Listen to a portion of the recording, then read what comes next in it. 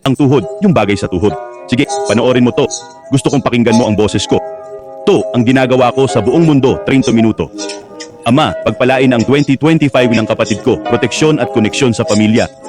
Pagpalain ko siya ng pera sa mga kamay niyang masipag magtrabaho. Sinisira ko lahat ng pamatok, Amang Diyos, ngayon din.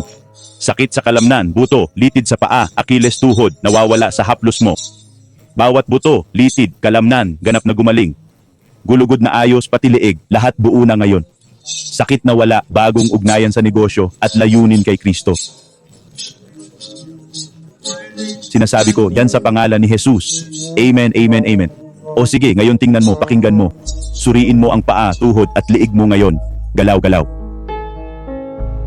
Seryoso ka ba talaga?